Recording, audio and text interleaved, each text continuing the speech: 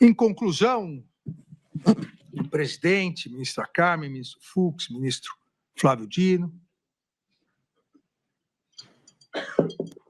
a organização criminosa narrada na denúncia pela Procuradoria-Geral da República, ela realmente iniciou a prática das condutas criminosas com atos executórios concretos e narrados anteriormente, em meados de julho de 2021, e permaneceu atuante até o dia 8 de janeiro de 2023, tendo sido composta, em sua maioria, por integrantes do governo federal da época e por militares das Forças Armadas, e teve o claro objetivo de impedir e restringir o pleno exercício dos poderes constituídos, em especial o poder judiciário, por meio do Supremo Tribunal Federal e do Tribunal Superior Eleitoral, bem como tentar impedir a posse ou depor o governo legitimamente eleito em outubro de 2022. O réu, Jair Messias Bolsonaro, exerceu a função de líder da estrutura criminosa e recebeu ampla contribuição de integrantes do governo federal e das Forças Armadas, utilizando-se da estrutura do Estado brasileiro para a implementação de seu projeto autoritário de poder, conforme fartamente demonstrado nos autos.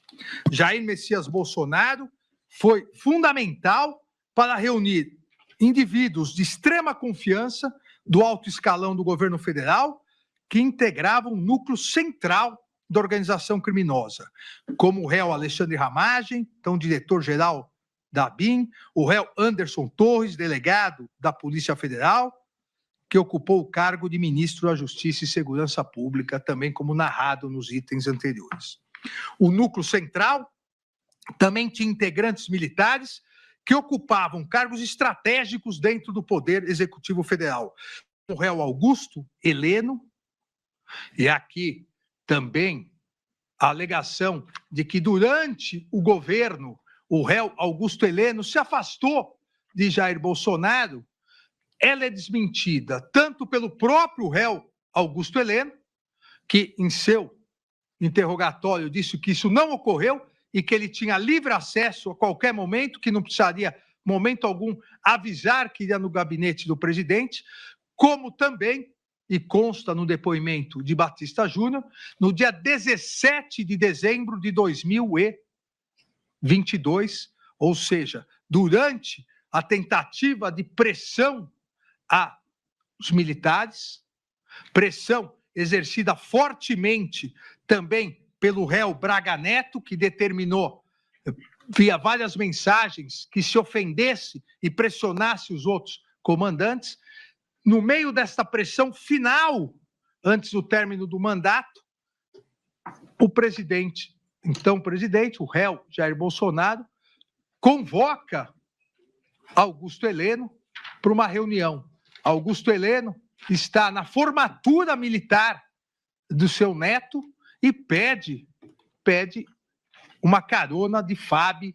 para o brigadeiro Batista Júnior. O brigadeiro Batista Júnior, antes de dar essa carona, conversa com ele sobre esses fatos golpistas. Olha, alguém que está afastado de Jair Bolsonaro não é convocado no dia da formatura militar do seu neto, faltando, inclusive, ao baile de formatura. Isso foi muito colocado pelo próprio brigadeiro, porque é uma tradição na família militar, não só a formatura como o baile. Alguém que está afastado não larga a formatura do neto para ir se reunir no meio das reuniões golpistas com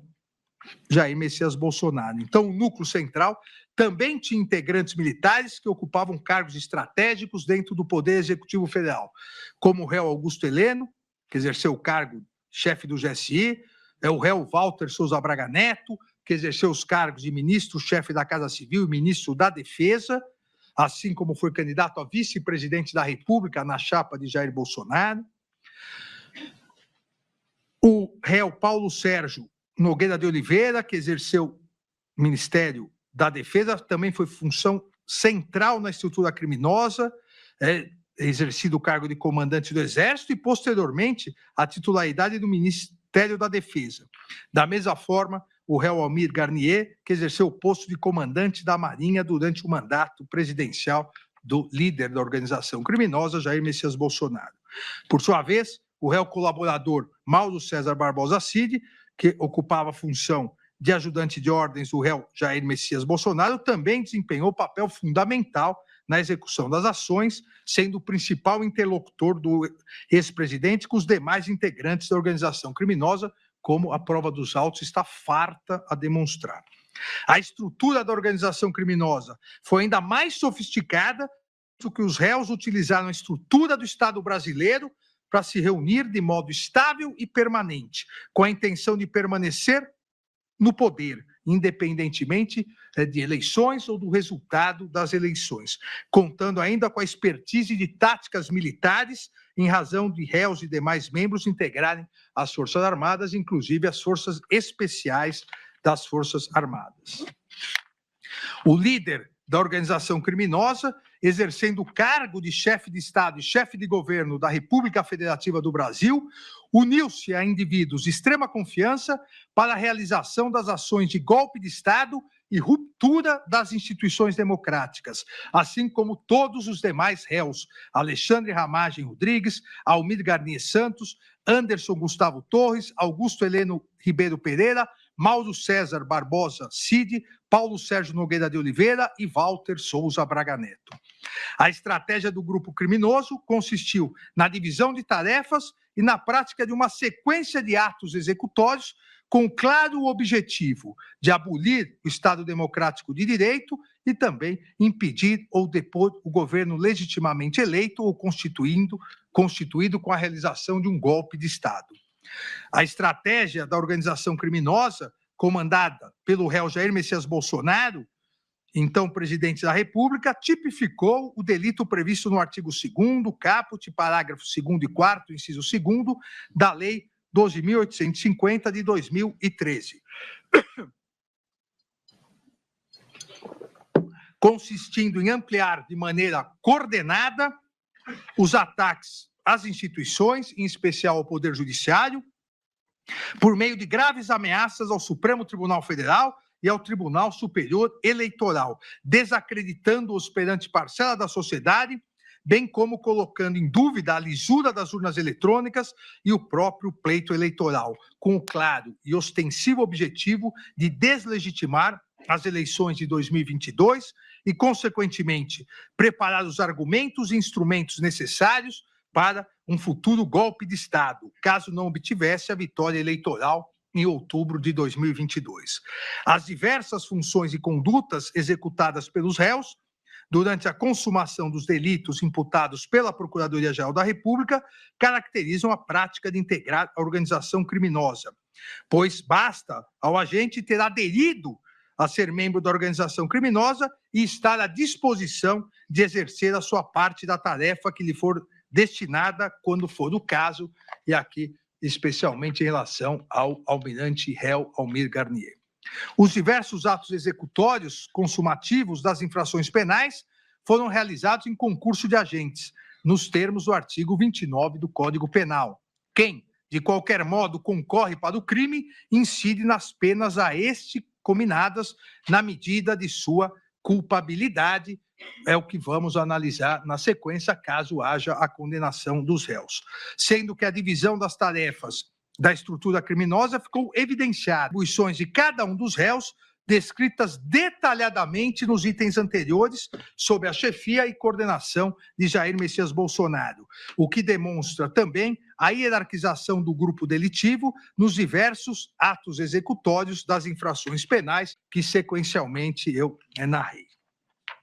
A estabilidade e permanência da organização criminosa foi comprovada pela investigação da Polícia Federal e corroborada pelas provas produzidas em juízo pela Procuradoria-Geral da República, e não deixam margem de dúvidas sobre a intensa interação e direto acesso que todos os réus tinham com o líder da organização criminosa, Jair Messias Bolsonaro.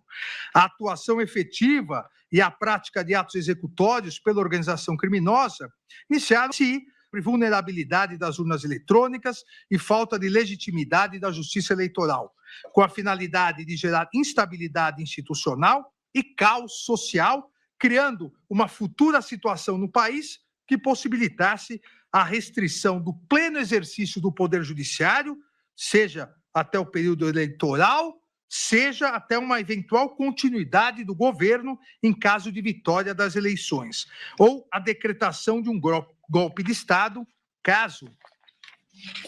o resultado eleitoral lhe fosse desfavorável, com o encerramento do Estado Democrático de Direito conquistado plenamente pelo Brasil pela Constituição de 1988. A organização criminosa, portanto, desde início de julho de 2021, iniciou uma sequência de atos executórios que consumaram a prática dos delitos de organização criminosa, abolição violenta do Estado Democrático de Direito e golpe de Estado, previstos no artigo 359-L e 359-M. Os réus tentaram, com emprego de grave ameaça, abolir o Estado Democrático de Direito, impedindo ou restringindo o exercício dos poderes constitucionais, em especial do Poder Judiciário brasileiro, com o claro intuito de manutenção de seu grupo político no poder. Da mesma forma, mediante diversos atos executórios voltados a tentar depor, por meio de violência ou grave ameaça, o governo legitimamente constituído, seja impedindo que houvesse a diplomação e posse do presidente e vice-presidentes eleitos, no denominado autogolpe, seja retirando-os do poder após a posse em verdadeiro golpe de Estado, no que culminou com os violentíssimos atos criminosos de 8 de janeiro de 2023, que tipificaram também por participação nos termos do artigo 29 do Código Penal, tipificaram os delitos de dano qualificado pela violência e grave ameaça contra o patrimônio da União e que com considerável prejuízo para a vítima e deterioração de patrimônio tombado. Os réus, portanto, praticaram todas as infrações penais imputadas pela Procuradoria-Geral da República em concurso de agentes e em concurso material. Em relação ao concurso material de delitos, no recebimento da denúncia, essa primeira turma já reconheceu a possibilidade de concurso material entre os delitos previstos nos artigos 350-L e 359-M do Código Penal, o que reitero no presente momento, uma vez que a análise dos fatos demonstrou a total autonomia entre os tipos. Também aqui saliento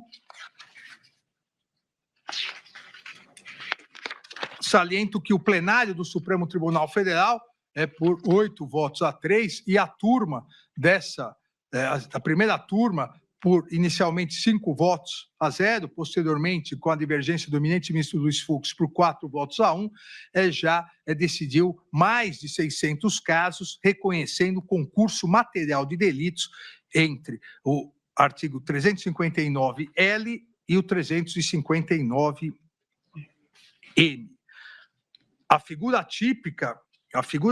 do artigo 359-L, denominada abolição violenta do Estado Democrático, prevê tentar, com emprego de violência ou grave ameaça, abolir o Estado Democrático de Direito, impedindo ou restringindo o exercício dos poderes constitucionais. Esse artigo criminaliza a tentativa de abolir o próprio Estado Democrático de Direito por meio de restrição aos exercícios dos poderes constitucionais. Os 3 poderes são tutelados pela norma jurídica. Ao criminalizar a conduta de restringir o exercício dos poderes constitucionais, o artigo 359-L permite, como no caso em questão, que o chefe do Executivo, no exercício do seu mandato, pratique diversas condutas criminosas por meio de grave ameaça ou violência para impedir ou restringir o pleno exercício do Poder Judiciário, como poderia ser também em relação ao Poder Legislativo. Essas condutas configurariam configuram a tentativa de abolição do Estado Democrático de Direito pelo presidente da República legitimamente eleito, sem que houvesse qualquer golpe de Estado, inclusive porque, nessa hipótese, a proteção legal estaria destinada, no caso concreto, ao Poder Judiciário, mas também poderia ser ao Poder Legislativo. Diferentemente, no tipo penal descrito no artigo 359-M, tentar depor por meio de violência ou grave ameaça o governo legitimamente constituído, a objetividade jurídica é a proteção do governo legitimamente constituído. Ou seja, a norma jurídica pretende proteger o Poder Executivo, o governo eleito democraticamente pelo povo, pretende proteger contra roubos ditatoriais, inclusive por meio de intervenções militares. São tipos penais diversos, como atesta toda a doutrina. Na presente ação penal, a Procuradoria-Geral da República imputa tipos penais que tutelam bens jurídicos distintos, com absoluta independência típica, cujas condutas dos agentes narradas detalhadamente foram de forma autônoma, ofendendo cada bem jurídico tutelado pelo ordenamento jurídico, e foram praticados em momentos distintos por meio de diversas condutas com desígnios autônomos, impedindo, portanto, a aplicação da consunção ou absorção. A consunção, ou o princípio da absorção, ou regra da absorção, aplica-se quando há unidade de desígnio, de forma que o agir do agente se dirige exclusivamente à obtenção de um único resultado criminoso. Nessa hipótese, o crime meio, de função subordinada, é absorvido pelo crime fim, por não possuir autonomia lesiva nem representar nova violação a bem jurídico, que é exatamente o que não ocorreu na presente hipótese. Na presente hipótese, inaplicável absorção, pois as previsões legais dos artigos 359L e 359M tutelam bens jurídicos distintos, têm independência típica e a imputação fática aponta ofensa a cada um dos bens jurídicos tutelados. A título, ministra Carmen, exemplificativo, hipoteticamente, para que fique bem claro a diferença e autonomia desses crimes, hipoteticamente, se fosse possível retroagir a aplicação da atual lei penal, hipoteticamente, por óbvio, poderíamos demonstrar a diferenciação muito clara da tipificação de diversas condutas antidemocráticas ocorridas na história do Brasil e que, lamentavelmente, nunca foram punidas, e, por isso, uma continuidade de tentativas incessantes de golpes de Estado. Mas se pegarmos, eu peguei três casos, se pegássemos, poderíamos entender bem os delitos, que um delito 359L representa uma ofensa a bem jurídico e o 359M outra. A noite da agonia ocorrida no Rio de Janeiro, na madrugada de 12 de novembro de 1823, seria tipificada como crime do artigo 359L, abolição violenta do Estado Democrático de Direito, pois, por determinação do imperador Dom Pedro I, o exército invadiu o plenário da Assembleia Constituinte, prendeu vários deputados, inclusive José Bonifácio de Andrade Silva e seus irmãos, que posteriormente foram deportados. A finalidade foi dissolver a Constituinte para que o imperador pudesse redigir uma nova Constituição, outorgada em 25 de março de 1824, que o fortalecesse. Dessa forma, mediante violência, a abolição foi contra o exercício do poder legislativo. A minuta do golpe visava tentar abolir o Tribunal Superior Eleitoral, a Justiça Eleitoral, órgão do Poder Judiciário, substituindo por uma comissão composta por um grupo político. Claramente, aqui, assim como na noite da agonia, é o 359L. Se nós formos para o golpe de 30, que alguns chamam de Revolução de 1930, seria tipificado no 359M. Aqui sim, golpe de Estado.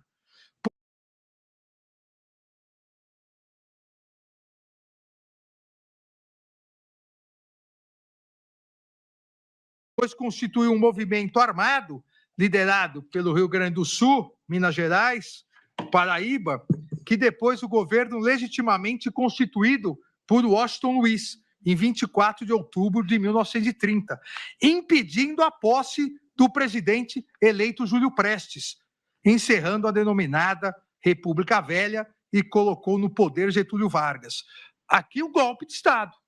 Ministro Alexandre, e em 32 foi o quê? Uma revolução. 32 foi a Revolução Constitucionalista, onde o Estado de São Paulo, farto dos abusos antidemocráticos do golpe de 30, conseguiu a promulgação da Constituição de 1934. E lá em São Paulo nós temos o MMDC, os 4 heróicos estudantes paulistas. E o feriado de 9 de julho, certo. Aqui, uma observação. Na história do Brasil, o único presidente da República eleito pelo voto que foi impedido de tomar posse foi Júlio Prestes. Os demais caíram em golpe. Ou seja, aqui é um golpe de Estado, um golpe que acaba com o final do mandato e impede o início de um outro mandato. Tanto no primeiro caso, Noite da Agonia, quanto no segundo caso, Revolução de 30, obviamente, por terem sido consumados, jamais qualquer pessoa foi responsabilizada. Evidentemente, exatamente por isso, os tipos penais têm a elementar, como eu já disse, tentar. Ninguém irá responsabilizar, até porque constitucionalmente é irresponsável, o imperador Dom Pedro I, que atentou contra o Estado de Direito e permaneceu no poder. Nem responsabilizar Getúlio Vargas, que tomou o poder. Então, aqui se exige a tentativa, não se exigindo a consumação, seja da abolição do Estado de Direito, seja do golpe de Estado, porque se houver a consumação, quem vai exercer o poder de maneira ditatorial e tirânica não vai permitir que se responsabilize, como na história do Brasil nós já verificamos. Ressalte ainda aqui que a história brasileira, e com isso eu encerro, a história brasileira também demonstra que é possível a consumação dos 2 delitos em um único momento histórico, reforçando aqui a sua autonomia. No golpe militar de 1964, o governo legitimamente constituído de João Goulart foi deposto por um golpe militar de 31 de março de 64, pondo fim à Quarta República e dando início a uma longa ditadura militar que durou até 1985. Essa conduta será tipificada no artigo, se a lei, obviamente, à época existisse, no artigo 359-M, golpe de Estado. Mas como, novamente, o golpe foi consumado, não houve nenhuma responsabilização. Ocorre, entretanto, que mesmo na vigência do golpe de Estado, de 64, mesmo na vigência do estado de exceção, é possível identificar condutas que tipificariam o atual artigo 359-L, a abolição, no caso do Estado de Direito, porque não existia um Estado democrático, mas existia um Estado de Direito ainda na vigência da Constituição de 46. Uma vez aqui, esse crime do 359-L restringindo o exercício do poder judiciário. Então, mesmo no golpe de Estado, mesmo com um governo não eleito democraticamente, esse governo conseguiu, na ditadura militar, praticar o que hoje tipificaria o artigo 359-L do Código Penal, com a edição, respectivamente, com a edição do AI-2, Ato Institucional número 2, que em seu artigo 6º ampliou o